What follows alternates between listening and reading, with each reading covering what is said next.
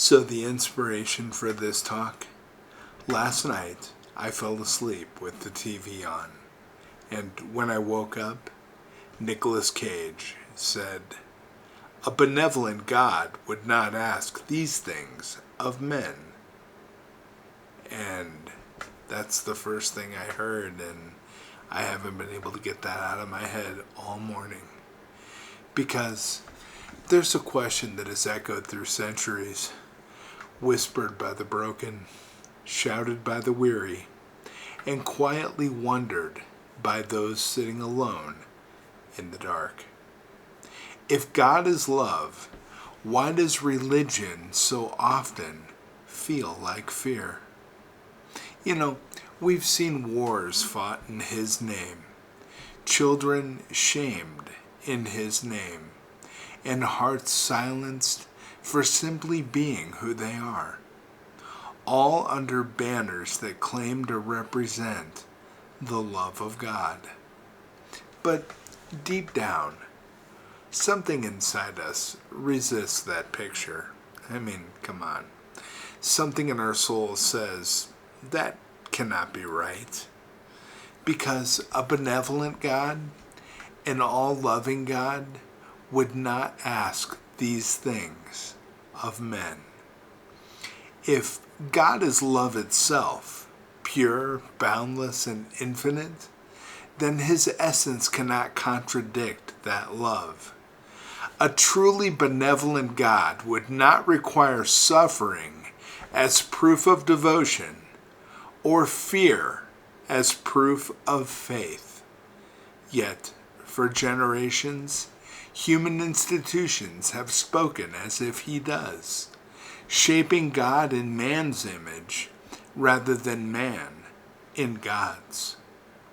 I'll give you an example.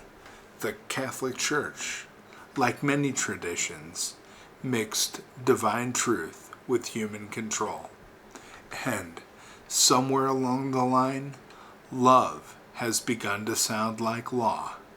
Grace began to sound like guilt. And freedom, the very gift of God, began to sound like fear. We're told God is love, but also told to fear Him?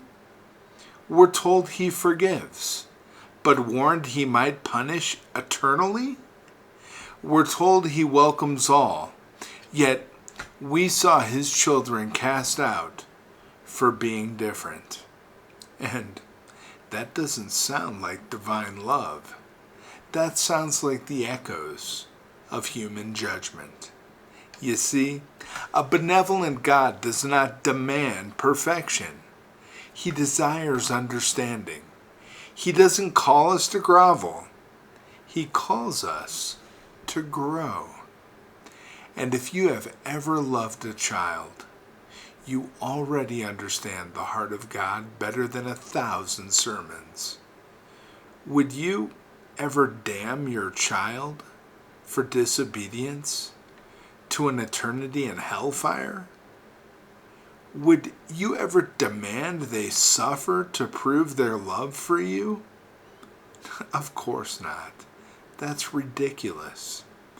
So why would we imagine that in our all-loving Father, greater than all compassion, would?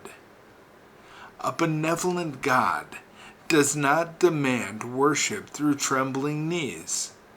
He seeks love through awakened hearts. He does not ask for blind obedience, but for understanding born of love. And, over time, humanity has traded relationship for religion. It's built walls and called them churches. It's wrote laws and called them holy. We've crowned priests and called them mediators between man and God. But the creator of galaxies never needed middlemen. He only wanted connection. He placed His presence inside you, not behind an altar. When you speak in silence, He hears you. When you cry, He feels it. And when you love, He is seen. Look at Jesus. He never shamed the sinner. He lifted them. He never turned away the outcast. He ate with them. He never demanded blood or fear. He offered Himself out of love. When they brought Him the woman caught in adultery, He didn't condemn her. He said, "Let the one without sin cast the first stone." And one by one, they left. That is the heart of a benevolent God. Mercy greater than judgment, love stronger than law. And this is where the question always comes. If God is love, then why did Jesus have to suffer? I can't tell you how many times I've heard that question. We've been told God needed the cross, but that divine justice demanded a payment of blood. But an all-powerful, all-loving God does not need pain to forgive. He doesn't require payment. He offers mercy freely. The cross was not God's demand. It was humanity's doing. It was not the price He required, but the place He redeemed. When love entered a world full of pride and violence, we rejected it and nailed it to wood. But here's the miracle. Love didn't fight back. It forgave. It turned an instrument of death into the greatest symbol of hope the world has ever seen. And the crucifixion was not a transaction between an angry God and a guilty world. It was the moment when God showed us that nothing we do can stop Him from loving us. Jesus didn't die because God demanded pain. He died because love was willing to enter our pain.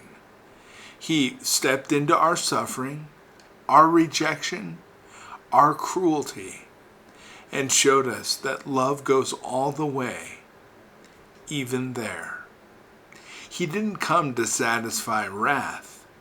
He came to redefine it. He came to show that love doesn't conquer by killing. It conquers by forgiving. And if the cross revealed how far love would go, the resurrection revealed that love cannot be killed. The grave was humanity's period, but God turned it into a comma. He was saying, "You can wound me, but you cannot end me. You can bury love, but you cannot silence it." The resurrection was God's way of showing that mercy is stronger than death, and love will always have the last word. So no, a benevolent God would not ask for fear, guilt, or endless penance. He would not demand blood. He would shed His own to show that love will walk through any darkness to reach us. When religion preaches fear, it reflects the insecurities of man, not the heart of God. When it preaches exclusion, it reflects control, not compassion. The divine truth remains. Love never demanded pain. Love entered pain to prove it cannot be broken. Imagine a God who delights in your laughter, who rejoices in your growth, who walks beside you through every storm, not waiting to judge, but eager to comfort. That's the real God. the God of love, not fear. The God who didn't need the cross, but used the cross to show that even in humanity's darkest moment, his love would not fail. So, it's time to let go of the God of fear and rediscover the God of love.